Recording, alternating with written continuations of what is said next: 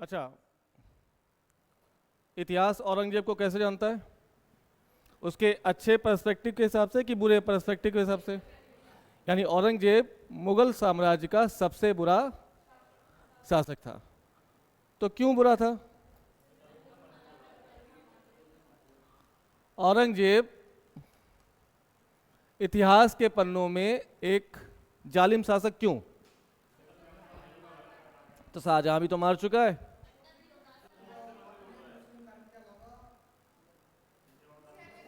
यानी हाँ, अगर औरंगजेब की सबसे बड़ी गलती देखी जाए तो औरंगजेब ने अपने आप को धार्मिक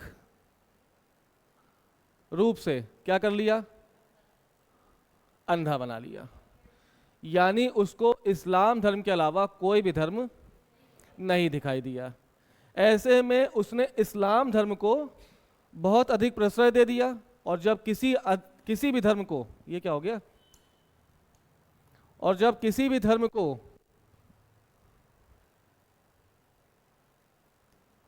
अत्यधिक प्रश्रय दिया जाए तो इसका मतलब कहीं ना कहीं आपने किसी अलग या दूसरे धर्म को क्या कर दिया है? डिप्रेस कर दिया। औरंगजेब ने जाने और अनजाने में इस्लाम धर्म के अलावा बाकी सभी धर्मों को दबाने का प्रयास किया। वो प्रयास चाहे अप्रत्यक्ष हो या प्रत्यक्ष हो। उस प्रयास में उसकी कुछ मजबूरियां भी हो सकती हैं, कुछ उसका सोची समझी साजिश हो सकती है। तो आज हम इसी परिप्रेक्ष्य में औरंगजेब को समझने का प्रयास करेंगे। क्या वास्तव में वो धर्मांध था कि परिस्थितियों ने उसको धर्मांध बना दिया, या वो परिस्थितियों को बदल भी सकता था और अपने दादा की तरह, कौन है दादा? जहांगीर का दादा, परदादा का परदादा कौन है? अकबर। क्या वो अकबर की तरह अपने आप को इतिहास के पन्नों में अमर कर सकता था? उसके पास दोनों विकल्प थे, लेकिन उसने चुना क्या? उसने विकल्प चुना अपने आप को सिर्फ और सिर्फ एक धार्मिक अहिंसुड़। क्या कर दिया उसने? धार्मिक सहिष्णु व्यक्ति कौन है? अकबर। मतलब वो मुस्लिम होने के बावजूद भी उस सभी धर्मों को समान प्रश्रय दे रहा है। यानी सहिष्णु का मतलब क्या होता है? सभी धर्मों को समान प्रश्रय देने वाला। असहिष्णु मतलब जिसने किसी एक विशेष धर्म को प्रश्रय दिया हो और बाकी सभी धर्मों को डिप्रेस करने का प्रयास किया, कुचलने का प्रयास किया। औरंगजेब क्या है? धार्मिक सहिष्णु। यानी अगर हम औरंगजेब का चरित्र पढ़ने का या समझने का प्रयास करें तो सबसे पहले हमें औरंगजेब की धार्मिक नीतियों की चर्चा करनी पड़ेगी।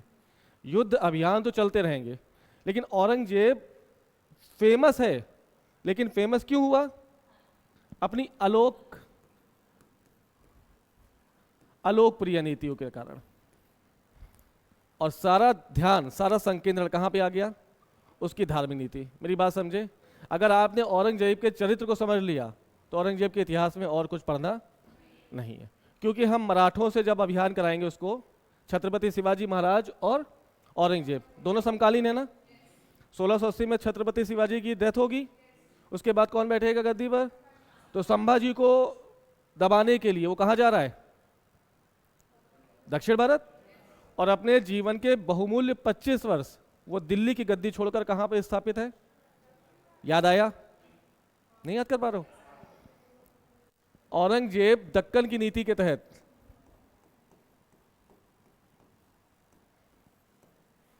अच्छा, औरंगजेब के एक पुत्र है जिसका नाम अकबर है। ये अभी अभियान में आएगा, ठीक है। औरंगजेब के कितने पुत्र? तो मुअज्जम कौन है? बहादुर। मुअज्जम कौन है? बहादुर शाह ना। किसका पुत्र है? औरंगजेब का। 4 पुत्र हैं, बहादुर शाह, आजम, कामबख्श, एक एक जमरूद में कौन बैठा हुआ है? मुअज्जम, यानी बहादुर शाह। और आजम, तीसरा कौन है? कामबख्श कहां पर है? बीजापुर। चौथा अकबर। ये जो औरंगजेब का पुत्र है अकबर, ये 1681 में औरंगजेब के खिलाफ विद्रोह कर देगा। सुनना थोड़ा सा, अभी अभियान की चर्चा हम करेंगे, लेकिन थोड़ा सा ब्रीफ आउटलाइन समझ लो कि औरंगजेब के काल में हमें क्या क्या पढ़ना है। पहला क्या पढ़ना है? औरंगजेब की धार्मिक नीति। फिर औरंगजेब के काल में होने वाले विद्रोह, यहीं से क्वेश्चन पूछा जाता है, अदरवाइज औरंगजेब से कहीं भी क्वेश्चन नहीं पूछा जाए। जैसे सतनामी इसके काल में विद्रोह कर रहे हैं, जैसे जाट विद्रोह कर रहे हैं, जैसे राजपूत विद्रोह कर रहे हैं, जैसे सिख विद्रोह कर रहे हैं, और जैसे मराठा विद्रोह कर रहे हैं। तो इसका काल जो 49 वर्षों का काल है, कितने वर्षों का? ये अपने आप को धार्मिक रूप से उन्माद करेगा, इस्लाम का संरक्षण करेगा और बाकी धर्मों को हटा देगा, और इसकी वजह से इसके काल में कई सारे अभियान होंगे। तो पहला अभियान पूछा जाएगा तो कौन सा है? पहला जाट विद्रोह, दूसरा सतनामी विद्रोह, तीसरा सिख विद्रोह, चौथा राजपूत विद्रोह, पांचवा उसके खुद के बेटे अकबर का विद्रोह। ये सब चीजें आज कल में हम लोग कंप्लीट कर लेंगे। तो पहले सब कुछ समझने से पहले हमें समझना क्या है कि औरंगजेब कैसा व्यक्ति है, यानी औरंगजेब का चरित्र हमें समझना पड़ेगा। और चरित्र में ही छुपा है कि औरंगजेब एक कैसा व्यक्ति है? कट्टर मुसलमान, कट्टर मुस्लिम, इस्लाम को अंधी तरह से मानने वाला।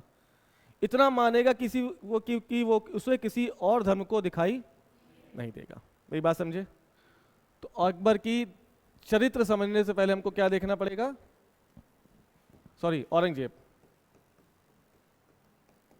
औरंगजेब की धार्मिक नीति। क्या देखना है हमको?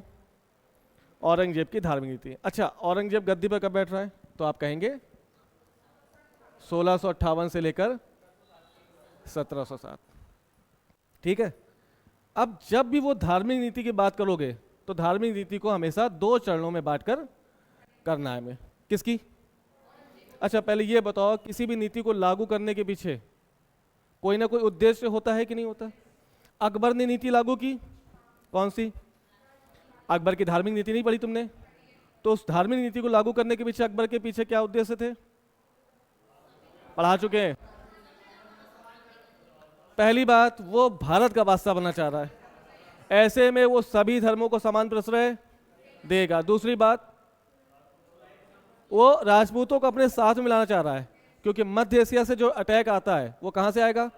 राजपूतों से आएगा। अगर राजपूत उसके दोस्त, अगर ऐसे में वो इस्लाम को ज्यादा प्रश्रय देता तो राजपूत हिंदू हैं, वो उससे गुस्सा जाते। तो किसी भी स्पेसिफिक नीति को लागू करने के लिए कोई ना कोई बहुत बड़ा वो कारण होना चाहिए। तो औरंगजेब ने धार्मिक नीति के पीछे भी कारण है, वो कारण समझेंगे। पहले धार्मिक नीति को देखो, कितने भागों में बांटकर पढ़ेंगे। तो इसके 2 चरण, एक है पहला चरण और दूसरा है दूसरा चरण। गद्दी पर बैठा कब, किन परिस्थितियों में गद्दी पर बैठा है? ये लड़के बैठा है, अपने भाइयों का कत्लेआम मचाकर बैठा है और राजपूतों से दुश्मनी मोल लेकर बैठा हुआ है। हालांकि जसवंत सिंह इसके सपोर्ट में आ गए थे, लेकिन सिर्फ जसवंत सिंह के सपोर्ट में आने से क्या पूरा हिंदू वर्ग इसके सपोर्ट में आ गया? ऐसे में उसको पता है कि जब भी मैं शासक बनूंगा तो मुझे हिंदुओं का सपोर्ट नहीं मिलेगा। वो चाह कर भी हिंदुओं को अपने पक्ष में नहीं कर पा रहा था। क्यों? क्योंकि उसके पिछले कर्म कैसे हैं?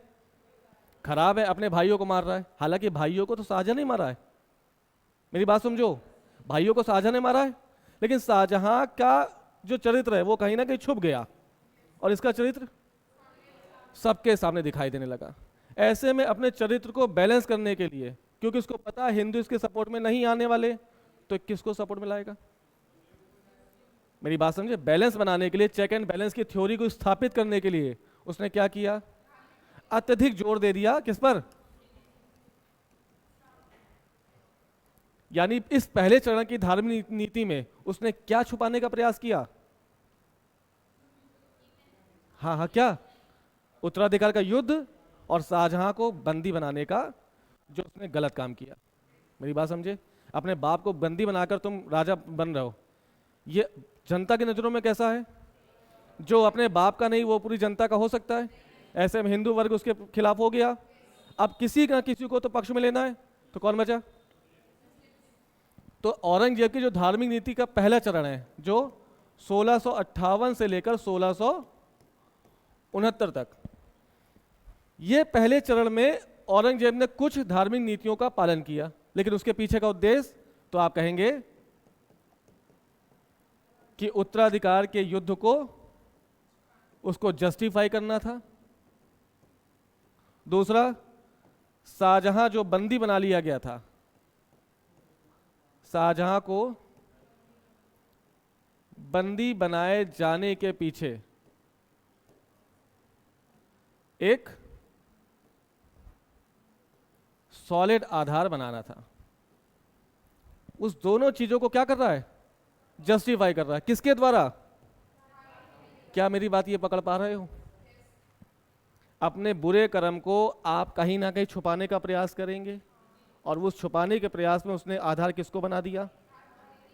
औरंगजेब की सबसे बड़ी गलती, वो इसके काल में जो विद्रोह होंगे ना, उन विद्रोहों का भी वो जो क्या बोलते हैं रिजल्ट नहीं, जो क्या बोलते हैं इसको, विद्रोह को दबाने का क्या करोगे? प्रयास करोगे? विद्रोह को दबाने, या शब्द भूल गए?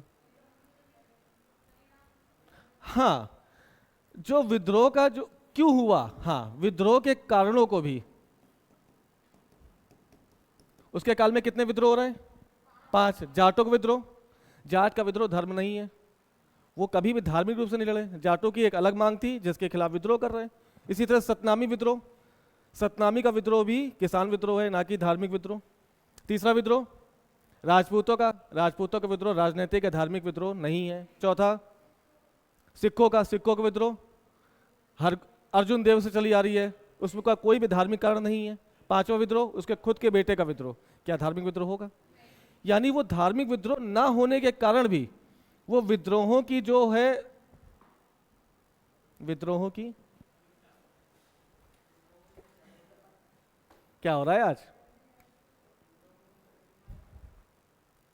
हाँ, विद्रोहों के कारणों को वो ढूंढना चाहिए कहां पर? उसको विद्रोह के कारणों को कहां ढूंढना चाहिए? उस विद्रोह के बीच में से, कि विद्रोह हुआ तो क्यों हुआ? तो किसी का कारण हो सकता है आर्थिक कारण, कोई आर्थिक कारणों से जूझ रहा हो, हाँ या ना? कोई राजनीतिक कारणों से जूझ रहा हो, कोई सामाजिक कारणों से जूझ रहा हो, और कोई पर्सनल दुश्मनी से जूझ रहा हो। इन सारे विद्रोहों के जो कारण है औरंगजेब ने कहाँ खोजे? तुम्हारे घर में रोटी नहीं है, तो रोटी कमाने के लिए तुम्हें क्या करना पड़ेगा?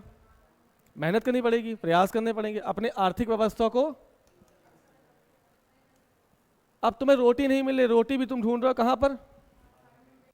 क्या मिलेगी? मेरी बात समझ रहे हो? औरंगजेब का जो पहला चरण है धार्मिक नीति का, उसमें क्या किया उसने? अपने उत्तराधिकार के युद्ध को जस्टिफाई करने का प्रयास किया, और शाहजहां को बंदी बनाए जाने को भी जस्टिफाई करने का प्रयास किया। ऐसे में वो इस्लाम को ज्यादा प्रश्रय दे देगा। औरंगजेब की जो धार्मिक नीति का दूसरा चरण है, उसने कई सारे विद्रोहों के कारण और औरंगजेब के समय आए आर्थिक संकट, याद आया? जागीरदारी संकट पढ़ाया हमने, क्यों हुआ था? औरंगजेब के काल में जागीरदारी संकट आया था, मनसब दे दिए थे, और उनके पास मनसबदारों की संख्या बहुत अधिक थी, लेकिन उनको देने वाली जमीन की संख्या, ऐसे में जागीरदारी संकट होगा। अब जागीरदारी संकट का कारण आपको ढूंढना कहाँ चाहिए? उसमें ढूंढनी चाहिए, कुछ व्यवस्था करनी चाहिए, लेकिन आप क्या कर रहे हैं? हर चीज को धर्म से जोड़ोगे तो मुंह की मात खाओगे। और औरंगजेब इसी वजह से क्या हो गया? बदनाम हो गया। मेरी बात समझे? तो पहला चरण क्या है? 1658 से 1669। ये धार्मिक नीति में उसने कुछ काम किए होंगे, क्या छुपाने के लिए?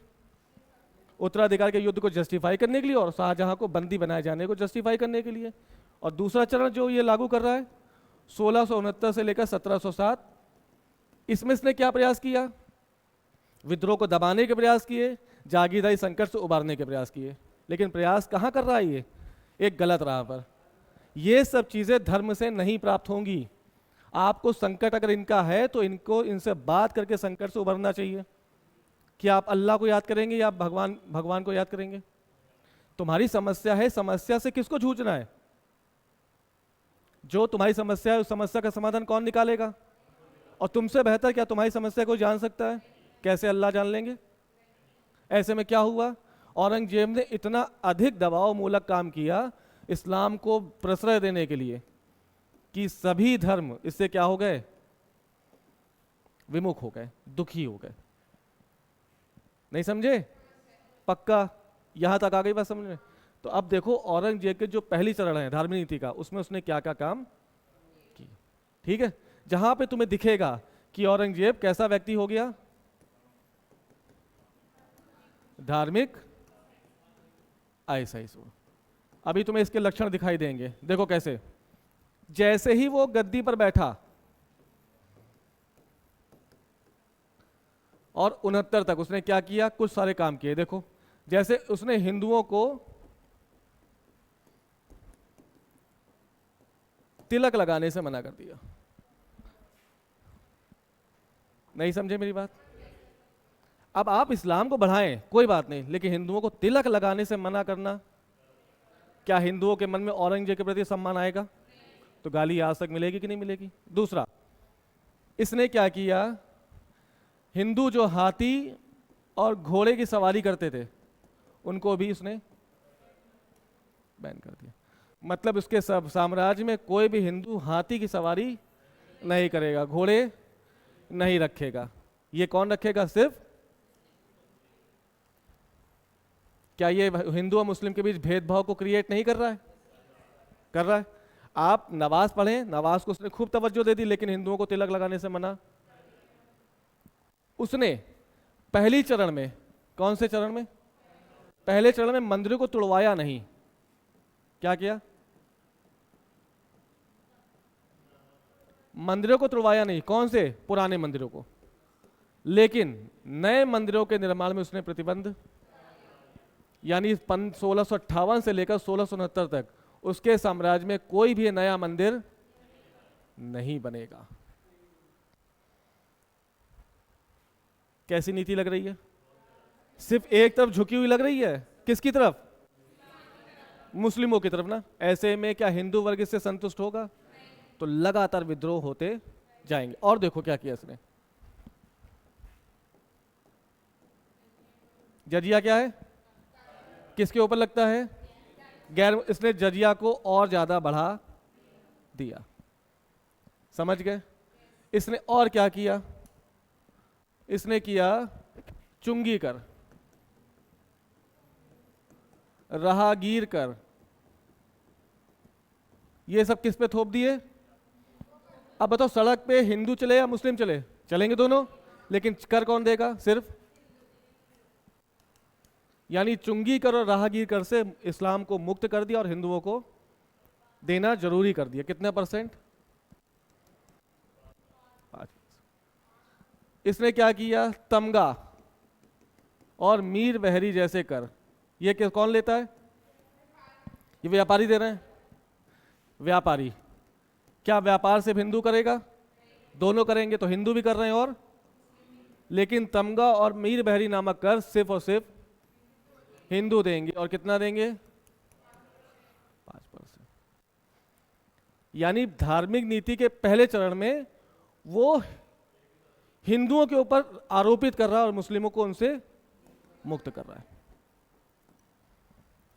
यहां तक बात समझ गए? पक्का? ये झरोका दर्शन बंद करा रहा है। क्या कर रहा है? बंद करा रहा है।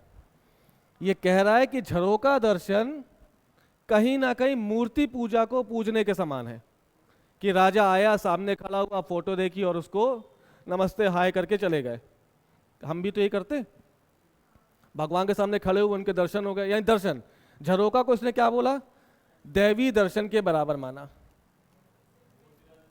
और कहा कि आज से कोई भी राजा झरोका दर्शन नहीं देगा। झरोका दर्शन की शुरुआत किसने की? झरोका, जो नूरजहां तो महिला है जो आने लगी। झरोका दर्शन शुरू किसने किया?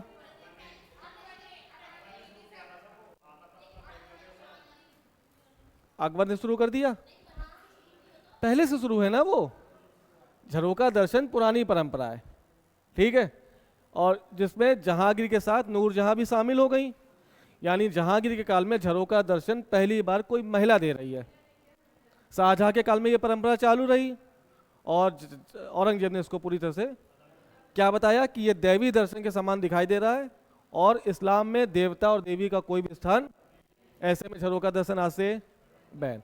इसने और क्या किया, इसने सिक्कों पर कलमा खुदवाने की परंपरा,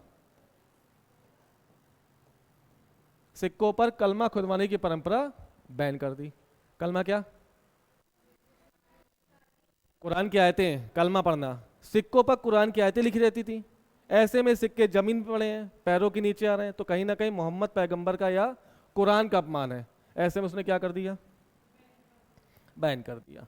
यानी छोटे छोटे काम कर रहा। अभी मंदिर तोड़वा नहीं रहा है, प्रथम चरण में वो मंदिर तोड़वा नहीं रहा, बल्कि क्या कर रहा है, वो तिलक, नए मंदिरों का निर्माण नहीं करेगा, वो हिंदुओं को तिलक लगाने पर रोक रहा है, वो हाथी घोड़े की सवारी से रोक रहा है। मेरी बात समझे? वो नई मस्जिदें नहीं बनवा रहा है, वो अभी क्या कर रहा है, मस्जिदों को मुक्त कर रहा है, मंदिरों को, नए मंदिरों को रोक रहा है। मेरी बात समझे? अब यहां से देखो, तुम्हें धार्मिक असहिष्णुता की निशानी कहां दिख रही है? पहली दिखी कि वो, दिखाइए, इसका क्या मतलब है कि वो किस तरफ झुका हुआ है? और हिंदुओं के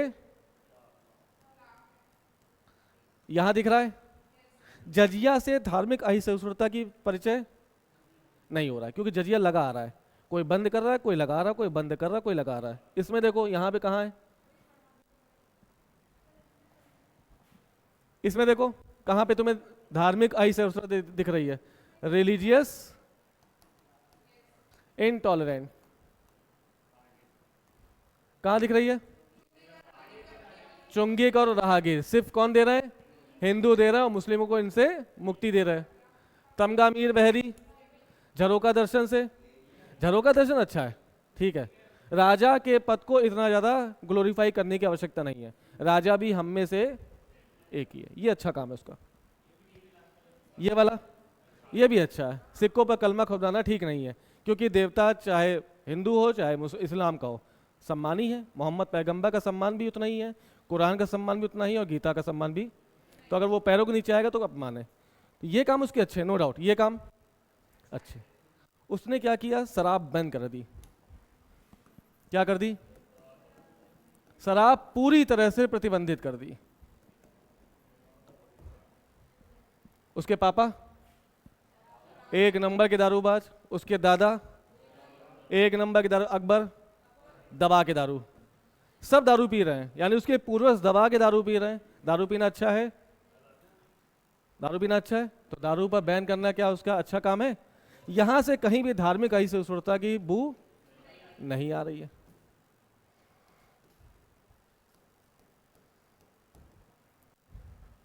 उसने जुए पर प्रतिबंध लगा दिया।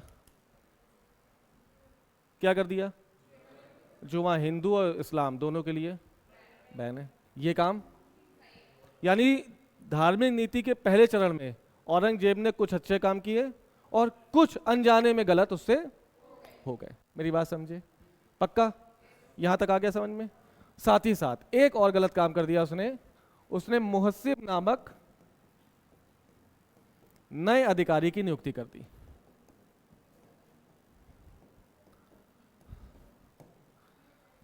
अगर पूछा जाए ये मुहस्सिब कौन है, तो ये मुहस्सिब है नैतिक आचरण की देखरेख करने वाला। इसने कई सारे मुहस्सिब नियुक्त किए और साम्राज्य में फैला दिए कि जाओ तुम देखो कि जो भी व्यक्ति इस्लाम या कुरान के तहत काम नहीं कर रहा है उसको मेरे दरबार में लाओ और गला काट दो। ऐसे में इस्लाम कुरान से अलग होकर काम ज्यादा की संख्या में कौन करेंगे? हो गया काम। ये उसकी धार्मिक असहिष्णुता की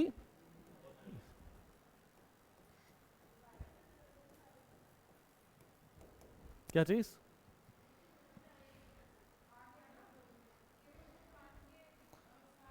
मुहस्सिब। औरंगजेब ने यह कहा है कि कुरान के अनुसार ही काम करो, अगर जो भी कुरान के अनुसार काम नहीं करेगा उसको to be hang till death. ये काम अच्छा नहीं हुआ और सबसे ज्यादा दिक्कत इसी अधिकारी ने मचाई। ठीक है, इसने क्या किया, तो ये सब काम आपको याद रखने पड़ेंगे। पहला काम क्या किया इसने, देखो फिर से, हिंदुओं को तिलक लगाने पर प्रतिबंध कर दिया, हाथी घोड़े और उसकी पालकी की सवारी पर भी बैन कर दिया। उसने पुराने मंदिरों को तोड़वाया नहीं, बल्कि नए मंदिरों के निर्माण के लिए, नए मंदिरों के निर्माण में इसको प्रतिबंध कर दिया। तीसरा, जजिया नामक कर को और ज्यादा लगा दिया, यानी उसके परसेंटेज में वृद्धि कर दी। चुंगी कर और राहगीर कर हिंदुओं के ऊपर भारित कर दिया और मुस्लिमों से इससे मुक्त कर दिया। तमगा और मीर बहरी जैसे व्यापारिक करों को हिंदुओं पर आरोपित कर दिया और मुस्लिमों से उसको मुक्ति दे दी। झरोका दर्शन इसने बंद करा दिया, जो उसका अच्छा काम था, नो डाउट। सिक्कों पर तक कलमा लिखवाना इसने बैन करा दिया, ये भी उसका काम अच्छा है। शराब प्रतिबंध कर दी, अच्छा काम। जुए खेलना बंद कर दिया, अच्छा काम। मोहसिब नामक अधिकारी की नियुक्ति कर दी, ये थोड़ा खराब सा काम गया। क्या मेरी बात समझे? पक्का? श्योर? अब ले आओ औरंगजेब की धार्मिक नीति का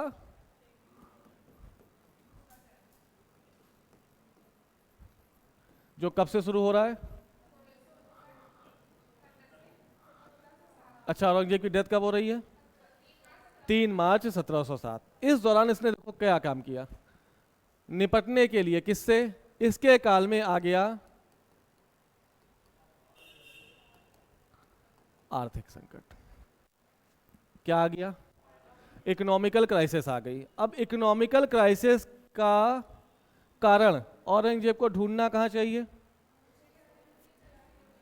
उसके नेचर में ढूंढना चाहिए। क्यों आया, जागीरों में क्या कमी आ गई, खेती क्यों कम होने लगी, उद्योग धंधे क्यों कम होने लगे, ये भाई ढूंढ कहां रहा है, ये किसे ढूंढ रहा है? धर्म में। मामला क्या हो जाएगा, इसके विपरीत हो जाएगा। मेरी बात समझे? और धार्मिक नीति के तहत दूसरे चरण में इसने क्या क्या किया देखो। अब ये क्या कर रहा है, नए मंदिरों को तो बैन कर चुका है और ये पुराने मंदिरों को भी तोड़ रहा है।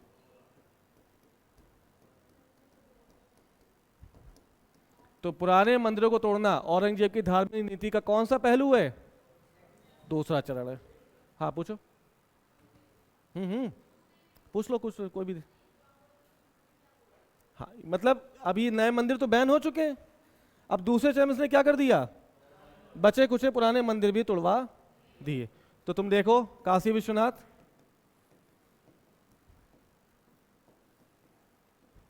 तोड़वाया और ज्ञानवापी मंदिर का निर्माण कराया। आज भी विवादित मुद्दा है,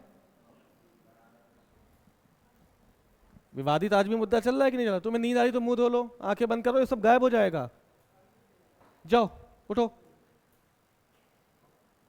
ये सब चीजें छोटी हैं लेकिन बहुत खतरनाक हैं। एक बार पलक बंद हुई, एक ज्ञानवापी गायब, एक बार और पलक बंद हुई तो विश्वनाथ मंदिर गायब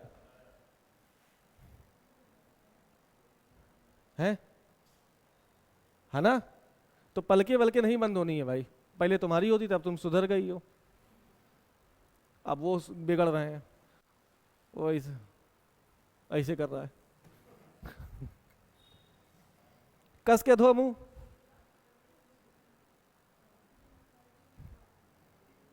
कैसे नींद, सुबह 9 बजे कैसे नींद आ सकती किसी को यार? ये सब बकवास चीजें।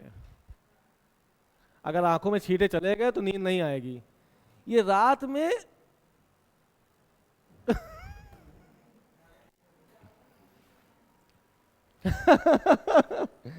हाँ, नींद का सिर्फ एक ही कारण है, शारीरिक कमजोरी के शिकार हो तुम, है ना? गलत संगतों से दूर हो जाओ। चलो, काशी विश्वनाथ का मंदिर तोड़वाया, ठीक है। अब ये क्या कर रहा है, मथुरा में एक मंदिर है, बहुत ही पैसे से लगा था, बना था, केशव राय मंदिर, इसको भी तोड़वा दिया। मथुरा यानी जाटों के विद्रोह के पीछे एक कारण ये भी है, हालांकि जाटों का कारण कुछ और था, बताएंगे। केशव राय मंदिर कौन है, कहां पर है, याद करो, इसके बारे में थोड़ा देख लो। केशव राय मंदिर। अबुल फजल की हत्यारा कौन? अबुल फजल का हत्यारा कौन? तो अबुल फजल की हत्या की है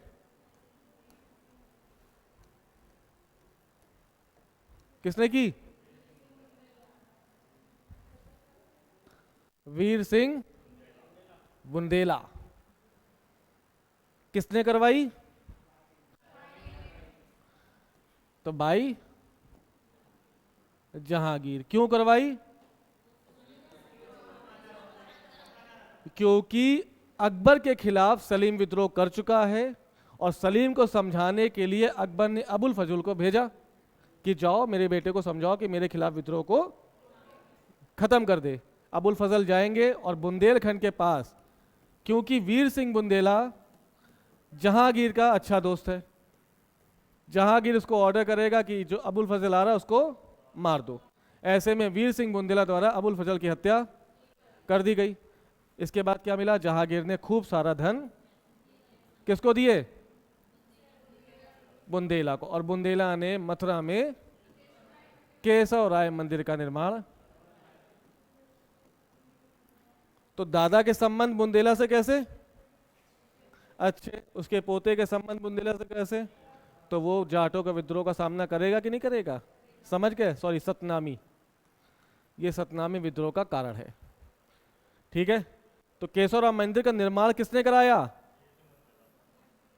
वीर सिंह बुंदेला। वीर सिंह बुंदेला का पुत्र कौन है जो शाहजहां के काल में विद्रोह कर रहा है? जुझार सिंह बुंदेला। जुझार सिंह बुंदेला के बाद ये बुंदेलखंड की स्थिति हमें बनती दिखाई दे रही औरंगजेब के समय। समझ गए? तो विश्वनाथ मंदिर हो या केशव राय जैसे मंदिर हो, पुराने मंदिरों को तोड़वा रहा है। ऐसे में पुराने मंदिरों को जब तोड़वाया जाएगा तो पंडित क्या करेंगे? गुस्सा आ जाएंगे। औरंगजेब के खिलाफ नफरत धीरे धीरे और ज्यादा पनपने लगेगी। समझ गए? नेक्स्ट देखो, इसने क्या किया? आर्थिक संकट आ चुका है और आर्थिक संकट के ये कारण कहां ढूंढ रहा है? धर्म में। ऐसे में ये करेगा संगीत को बैन, ये करेगा वाद्य यंत्रों को बैन, ये नचनियों को अपने दरबार से भगा देगा। इसमें इनकी क्या गलती?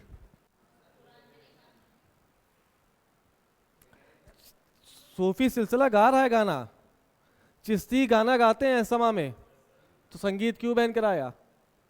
वाद्य यंत्र क्यों बैन कराया?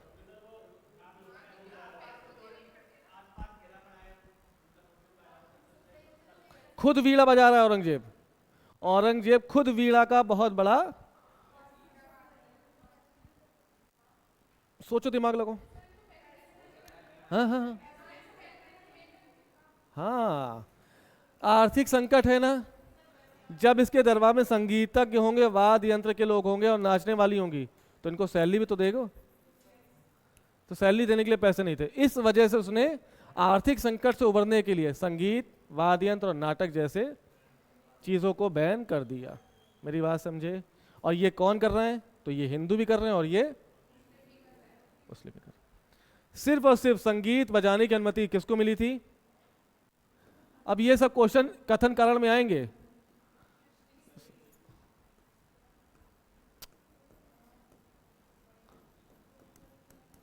सूफी संतों को अब पूछा जाएगा कथन में, औरंगजेब ने संगीत, वाद्य यंत्र और नाचने वालों पर बैन करा दिया। कथनार में कहेगा इसके तहत साम्राज्य में कोई भी व्यक्ति संगीत नहीं बजा सकता था। तो वहां तुम्हें यहां सही लग रहा, वहां पर ये जमाई आएगी तो ऐसे ही उड़ जाएगा, है ना। ये सब चीजें आसान नहीं होती हैं। कथन है क्योंकि बैन कर दिया, ठीक। और जैसे कथन आ रहेगा इसके काल में सभी क्या थे? बैन कर दिया गया। तुम्हें क्या लगेगा? सही है। लेकिन किसको अनुमति दे रखी है? ऐसे में बताओ, अकबर कौन सा यंत्र बजा रहा है? तंबूरा या नकारा? अपने साम्राज्य में किस एक व्यक्ति को? अमनदास गोंड। ठीक है, तो याद कर रहा भाई। चलो, संगीत, वाद्य यंत्र और नाचने वालों को उसने पूरी तरह से बैन कर दिया। क्या कहा कि मेरे साम्राज्य में सिर्फ सूफी संत के लोग गाना गाएंगे, अदरवाइज अगर कोई गाना गाते पाया गया तो मुहस्सिब अगर शिकायत कर देगा तो तुम्हारे सर से गर्दन उतार ली जाएगी। समझ गए? तो ऐसे में क्या हो रहा था, औरंगजेब बाहर खड़े चाय पी रहे थे, कॉफ़ी पी रहे थे, जनाजा निकला किसका? लोगों ने दिखाया, सिंबॉलिक जनाजा निकाला कि तंबूरा हाथ में लिए हैं, एक अर्थी सजी हुई, अर्थी में संगीत लेटा हुआ है, वाद्य यंत्र पड़े हैं, नचनिया सब जा रहे हैं। तो औरंगजेब ने पूछा कहाँ जा रहे हो? तो कहा भैया आपने सब कुछ बैन कर दिया है, जिसका कोई यूज़ नहीं है, तो जा रहे हैं, इसका मतलब जनाजा निकल गया है, अंतिम यात्रा है, इसको जाएंगे दफना जाएंगे, क्योंकि आप तो कुछ बजाने दोगे नहीं। इन्हें लगा कि यार हो सकता है औरंगजेब पिघल जाए। कहे ठीक ठीक गुड बढ़िया, अब जाओ और इसको इतना अंदर घुसा के दफनाना कि दोबारा बाहर ना निकल आए। मतलब बैन तो बैन, औरंगजेब ने बिल्कुल कट्टर होकर सारी पॉलिसीज को लागू किया। समझ गए? नहीं समझे? अब देखो,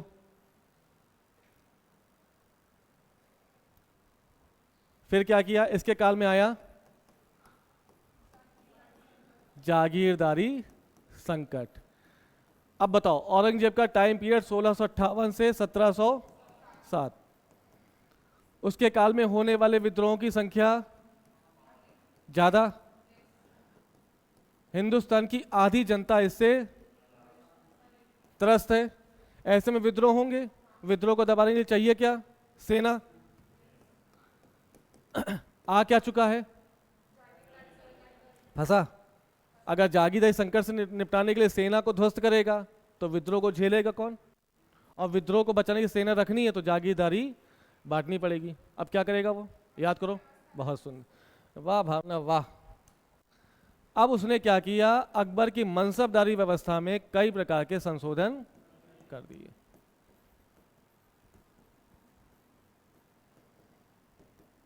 और पहला संशोधन क्या किया, उसने मसरूत नामक नई व्यवस्था लागू कर दी। ये क्या है?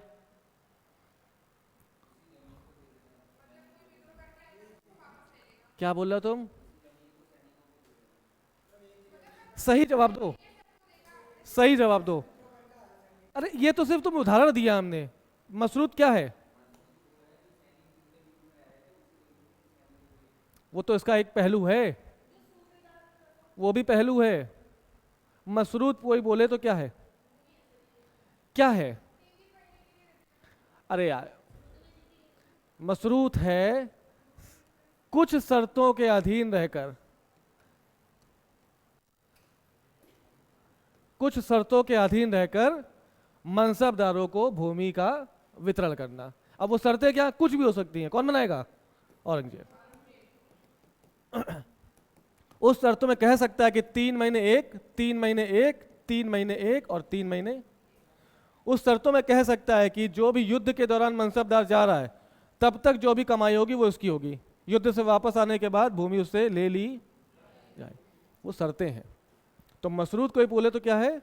औरंगजेब ने मनसबदारी व्यवस्था में नई व्यवस्था इंट्रोड्यूस की जिसे मसरूत कहा गया। मतलब कुछ शर्तों के अधीन रहकर मनसबदारी व्यवस्था वितरित की जाएगी। आगे बात समझ में? पक्का? ये था औरंगजेब की धार्मिक नीति। अब इसमें आप खुद एनालाइज करिए, औरंगजेब बुरा शासक है या अच्छा शासक है? हमें नहीं बोलना है, वो आप देखिए, वो आपका व्यक्तिगत मामला है, इसमें हम कुछ नहीं बोल सकते। यूपीएससी या यूपीपी से जो पूछा जाएगा वो ये है। तुम्हारी व्यक्तिगत राय अलग हो सकती है, मेरी व्यक्तिगत राय हो सकता है हम ब्राह्मणवादी व्यक्ति हूँ, हमें औरंगजेब फूटी आंख ना सुहाता हो, लेकिन हो सकता है कुछ रेडिकल ना हो जिनको औरंगजेब की नीतियाँ अच्छी लगती हो। मेरी बात समझे? ये हिंदू और मुस्लिम की बात नहीं है, ये एक पर्टिकुलर सोच के ऊपर है। अब जैसे औरंगजेब की इस नीति को कुछ लोग सही कहेंगे, कुछ लोग गलत कहेंगे। जैसे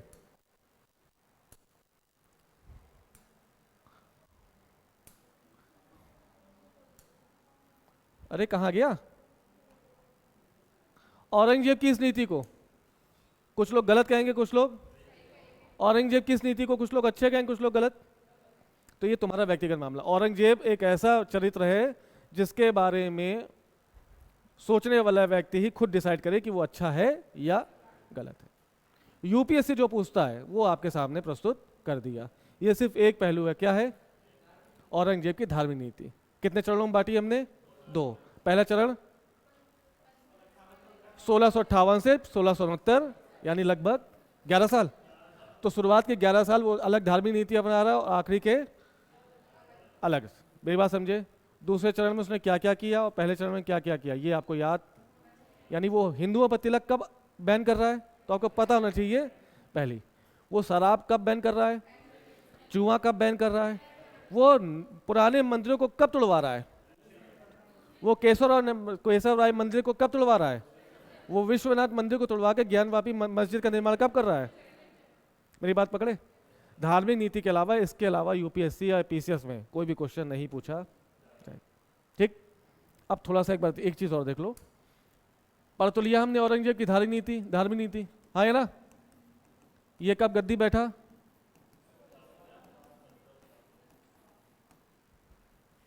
पापा का नाम?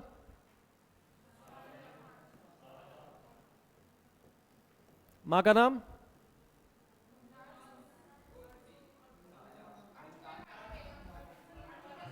अर्जुमन मालूम बेगम ना। देख लो, यहां पर इतना कंफ्यूजन है तो वहां क्या होगा? इसी को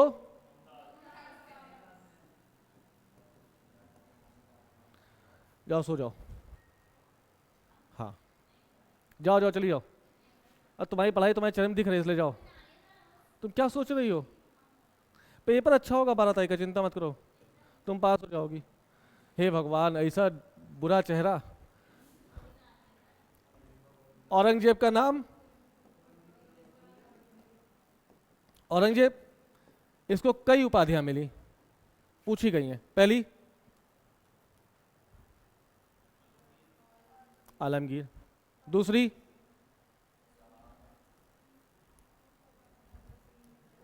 जिंदा पीर, तीसरी शाही दरवेश और चौथी इसको बहादुर के नाम से भी जाना।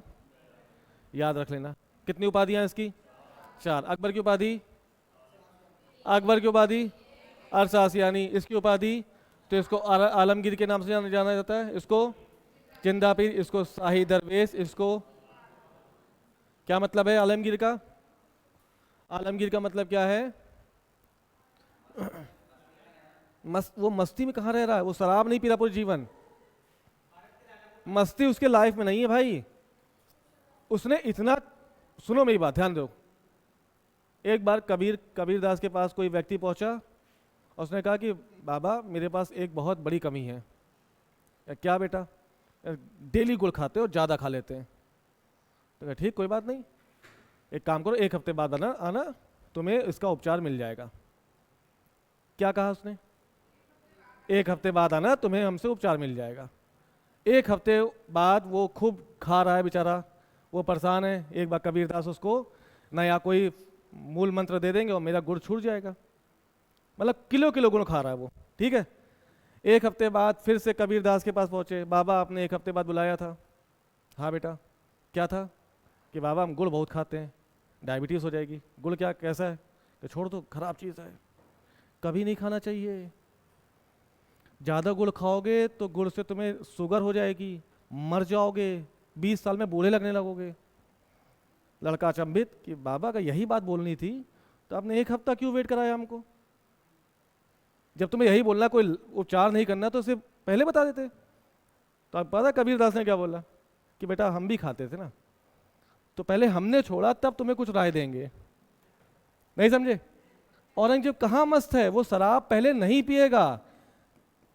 खुद शराब पीता तो शराब वर्जन उसका कैसे संभव था? वो अपने साम्राज्य से शराब को वर्जित करने के पीछे एक मजबूत आधार को खुद है। जीवन में उसके बाप दादा सब दारूबाज, लेकिन जीवन में उसने कभी शराब,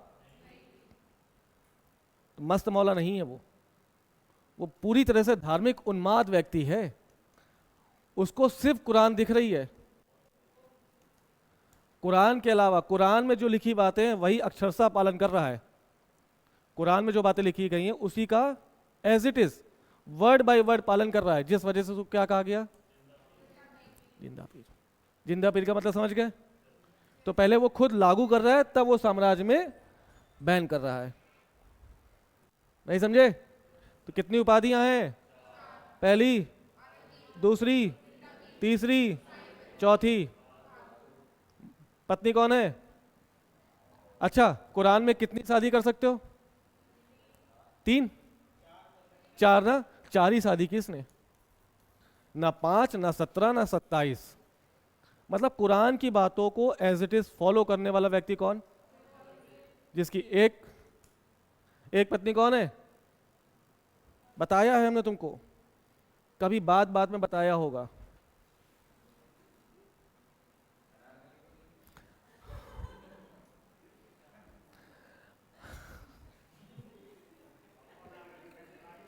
अब ये कितने दिन अनारकली पे टिकेगा?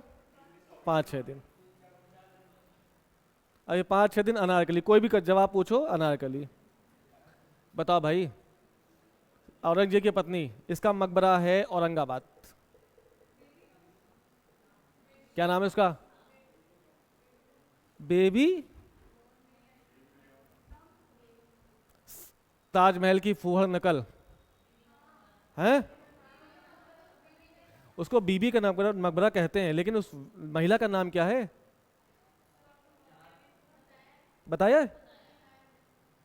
आर्किटेक्चर में मतलब एक फोटो दिखाई थी कि देखो ताजमहल की फूहड़ नकल है। बताओ, औरंगाबाद में स्थित है। कौन है, क्या है? बीबी का मकबरा नाम है, बीबी मतलब औरंगजेब की बीबी। उस बीबी का नाम तो कुछ होगा ना? राबिया उल दुर्रानी। राबिया उल दुर्रानी फारस की महारानी थी ये।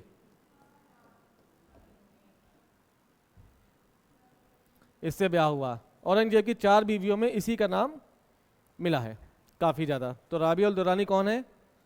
औरंगजेब की बीवी। कहाँ की हैं? अब जब इनकी डेथ हुई तो औरंगजेब का एक बच्चा था जिसका नाम शहजादा।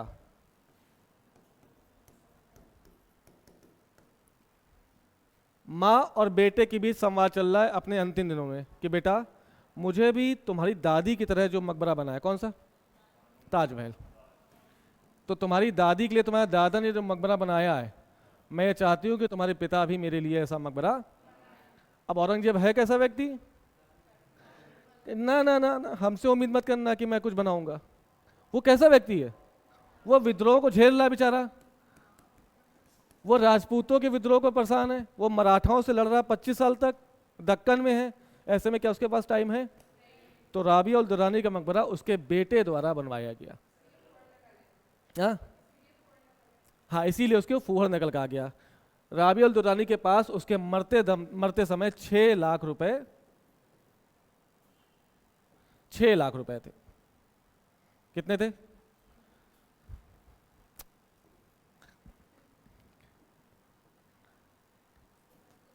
6 लाख उसने लिए, पापा से कुछ पैसे मांगे और कहाँ चला गया? औरंगाबाद। और क्या बना दिया?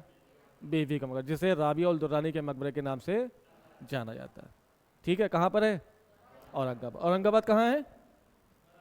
महाराष्ट्र में। ठीक है, तो इसकी बीवी का नाम राबिया उल दुर्रानी।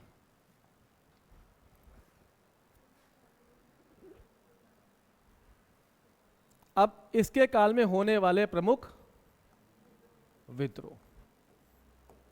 अच्छा, भाई भाई सब याद है कि बता दें? औरंगजेब के भाई कौन कौन है?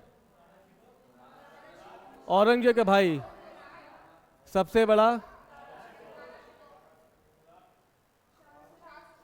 दारा सिको, दूसरे नंबर पे शाह सुजा, औरंगजेब, और कितनी बहनें? जहां आरा, रोशन आरा, गौहर आरा। जिनमें सबसे इंटेलेक्चुअल लेडी कौन है? जहान आरा। देखो अपनी धार्मिक नीति को वो कैसे प्रूव करेगा कि शाहजहां को जो बंदी बनाया वो ठीक है। जहां आरा जब शाहजहां कैद हो गए, कब हुए? कब तक? शाहजहां की सेवा के लिए कौन है? वो चाहती तो औरंगजेब से मिल जाती। औरंगजेब के समय रोशन जहां आरा की जो वार्षिक आय थी पता कितनी थी? इमेजिन करो उस समय। तो जब औरंगजेब का काल आया उस समय जहां आरा की वार्षिक आय कितनी होगी? सिर्फ अनुमान लगा दो। 10 लाख। और कोई? 3 लाख। और कोई? बस अरे तुक्का ही मानो मारो। 1 करोड़। और कुछ? 15 लाख। और चलो लाखों में मत बात करो, लाख में। और बताओ। लाख में बात मत करो। हजार में जब लाख में बात नहीं कर रहे तो हजार में क्यों कर रहे हो यार? तो करोड़ होता है लाख के बाद। 3 करोड़। और बताओ। 10 करोड़। और कोई?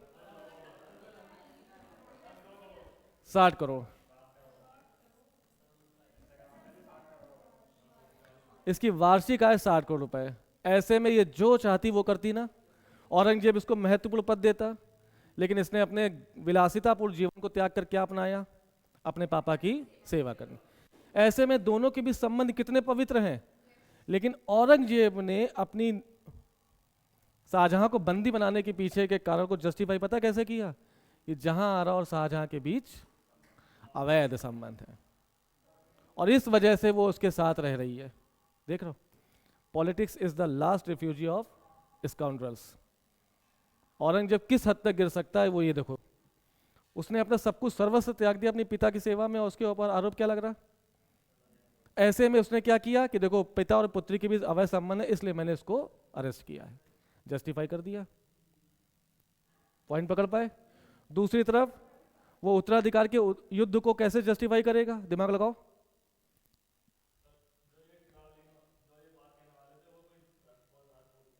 हाँ हाँ वो लिखा है उन्होंने, क्योंकि जसवंत सिंह इसका दोस्त है। औरंगजेब से दोस्ती हो गई है, गुजरात भेज दिया ना। जसवंत सिंह की लिख रहे हैं, गलत है ना। ये आरोप लगाया गया है किसके ऊपर? शाहजहां और जहांआरा के बीच। हालांकि जब जहांआरा की डेथ हुई तो किसकी डेथ? जब जहांआरा की डेथ हुई तो औरंगजेब ने खुद उसे क्या कहा? साहिबा उल जम्मानी। साहिबा क्या कहा? साहिबा उल उज्जमानी। मतलब मरियम उज्जमानी कौन है? हर का भाई। इसका मतलब संसार की माँ। और जहांआरा क्या है? साहिबा उल उज्जमानी, मतलब the lady of the era.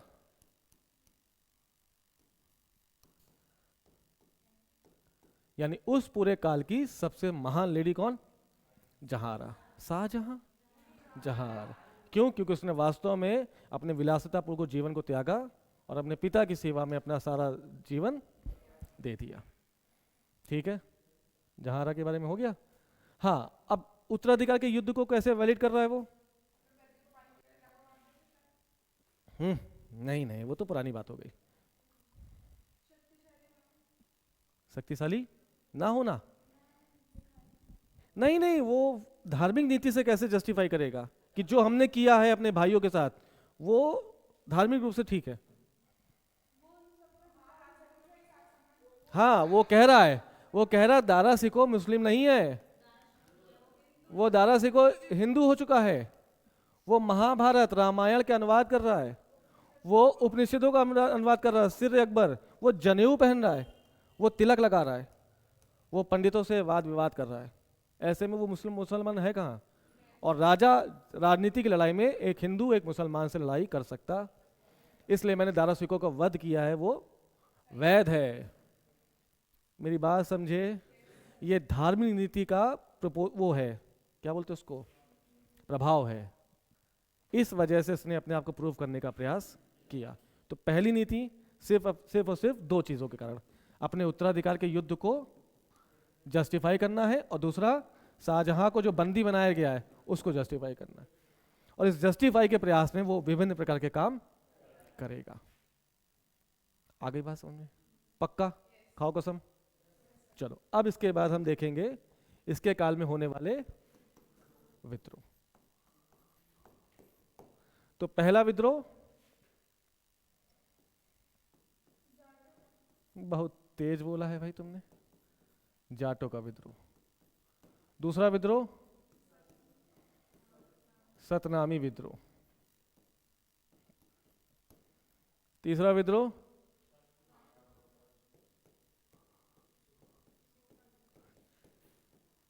सिक्कों का विद्रोह। चौथा विद्रोह JSSR राजपूतों का विद्रोह। और अंतिम में उसी के बेटे अकबर का विद्रोह। तो JSSRA ये याद कर लेना, ये हम कल करेंगे, ठीक है। थोड़ा सा लंबा टॉपिक है ये। हाँ हाँ, जाट वाला गोकुल जाट सबसे पहला गोकुल ही करेगा, ठीक है। 7 साल करेगा, 1669 से स्टार्ट होगा और 1676 तक जारी रहेगा। गोकुल की हत्या करने के बाद भी ये जाट विद्रोह खत्म नहीं होगा। इसका संभालेगा कौन? राजा राम। फिर राजा राम का भी वध कर देगा कौन? औरंगजेब। फिर भी ये जाट विद्रोह समाप्त नहीं होगा। फिर करेगा चूड़ामन, उसके बाद भी समाप्त नहीं होगा। फिर करेगा बदन सिंह। तो लंबी कहानी है ये सब। और ये पूछा गया है, इसको क्रम में लगा दो, जाटों के विद्रोह के नेताओं को क्रम में लगा दो। जाटों का विद्रोह का शुरुआत कब हुई? तो गोकुल द्वारा। उसके बाद संभाला किसने? उसके बाद किसने संभाला? उसके बाद किसने? ये पूछा गया क्वेश्चन। जैसे वॉर ऑफ सक्सेशन पूछा गया है ना, वैसे ये भी क्रम लगाने पूछा गया है। फिर सतनामी विद्रोह करेंगे, फिर सिख करेंगे, फिर राजपूत करेंगे, राजपूत के बाद अकबर करेंगे। ये जसवंत सिंह, राज सिंह, ये है जसवंत सिंह। ये कहाँ का शासक है? कल बताया था, मारवाड़ का। फिर अंबर का राजा जय सिंह, और एक और है राज सिंह, नहीं हाँ राज सिंह, ये है मेवाड़ का। ये तीनों विरोध करेंगे, जिसमें से सबसे ज्यादा कौन? औरंगजेब जसवंत सिंह को अपने साथ मिला लेगा, जय सिंह को मिला लेगा, लेकिन राज सिंह को कभी भी मिला। इसका विरोध जारी रहेगा। फिर ये भड़काएगा इसको कि तुम्हारे बाप ने भी तो तुम्हारे अपने भाइयों को मार के गद्दी बैठे, और तुम्हें क्या लगता है तुम तो सबसे चौथे नंबर के बेटे हो। औरंगजेब की मृत्यु के बाद किसको मिलेगी गद्दी? मुअज्जम को। अगर गद्दी चाहिए तो अपने पापा के खिलाफ विद्रोह करो। तो भड़काएगा कौन? यही राज सिंह। और यही भड़काएगा इनको। अगर चीज़ें हो जाती तो नया शासक कौन बन जाता? और अकबर वास्तव में पुराने वाले अकबर की तरह ही था, मतलब धार्मिक सहिष्णु व्यक्ति था। इतिहास चेंज हो जाता। लेकिन इनकी लापरवाही, इन्होंने 15 दिन का टाइम ले लिया विद्रोह करने के लिए दिल्ली पहुंचने में। अब औरंगजेब जैसे खतरनाक व्यक्ति को तुम 15 दिन का टाइम दे दोगे, वो तहस नहस कर देगा। कर दिया। हाँ और क्या, ये दौड़ा के मारेगा इसको। पहले ये भाग जाएंगे, पहले दक्कन भागेंगे, संभाजी के यहाँ लेंगे शरण, और संभाजी के बाद ये फारस भागेंगे। क्या बेटा, क्या पुत्र, क्या बाप। राजनीति में आपका कोई दोस्त और कोई दुश्मन नहीं है। There are no foe and friends in politics, ठीक है ना। तो ये थोड़ा सा है, कल हो जाएगी टॉपिक कंफर्म। बस यही पढ़ना है हमको, धार्मिक नीति और ये दक्कन। इसी में दक्कन नीति आ जाएगी। एक सेकंड और रुको। टाइम पीरियड क्या है अकबर का? 56 से। जैसे शिवाजी ने 2 बार राज्याभिषेक कराए, छत्रपति शिवाजी महाराज ने, वैसे औरंगजेब ने भी 2। पहला याद करो, 21 जुलाई 1600, after the battle of Samugarh. हाँ, सामूगढ़ की लड़ाई के बाद पहला राज्याभिषेक। दूसरा राज्याभिषेक आफ्टर द बैटल ऑफ देवराई, 15 जून।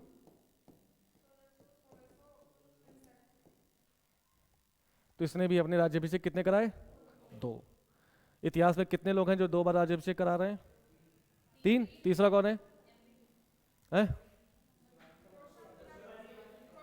एक तो शिवाजी हो गए, छत्रपति शिवाजी महाराज।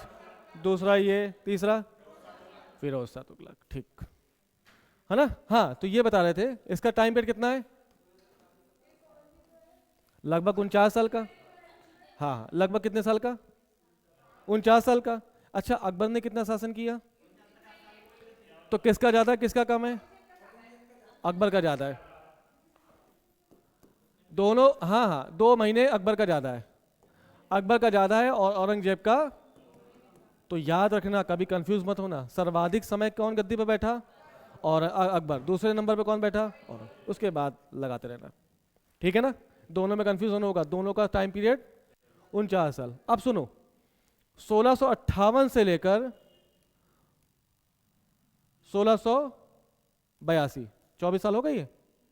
हाँ, तो 24 वर्ष ये कहाँ रहा? दिल्ली। यानी अपने शासन के शुरू के 24 वर्ष कहाँ पर है? दिल्ली से शासन कर रहा है। इसी समय 1681 में अकबर ने विद्रोह कर दिया और अकबर भाग के कहाँ गया? संभाजी महाराज के पास। संभाजी महाराज कौन है? छत्रपति शिवाजी महाराज के पुत्र हैं। ये 1680 से 89 तक गद्दी पर बैठेंगे ना? क्या याद कर पा रहे हो? क्या ये सब पढ़ चुके हैं हम?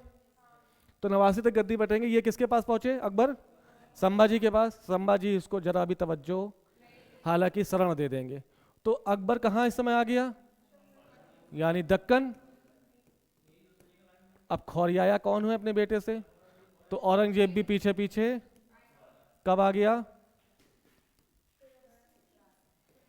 और अपने अंतिम दिनों तक वो कहाँ रहेगा? दक्कन में आने के बाद वो दक्कन से कभी बाहर नहीं जा पाएगा।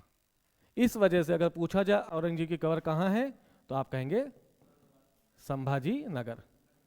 अब है औरंगाबाद पहले था ना, अब क्या नाम चेंज हो गया? यही तो विवाद चल रहा है। किसका गुणगान? कहाँ करोगे गुणगान, क्यों कर रहे हो यार? फिर हमने बोला ना, औरंगजेब औरंगजेब सिर्फ पर्सनल थिंकिंग के ऊपर आधारित है। आपकी कुछ और हो सकती है, मेरी कुछ और हो सकती है। तो किसी के लिए बहुत अच्छा लगेगा, किसी के लिए बहुत बुरा लगेगा, है ना? ठीक। अवध ओझा सर ने पहले औरंगजेब की खूब वाही वाही की। जब जनता उनको दिक्कत करने लगी तो कर नहीं, औरंगजेब खराब है। अवध ओझा सर, उनका तो बिल्कुल समझ ही नहीं आता वो कब इधर है कब उधर है।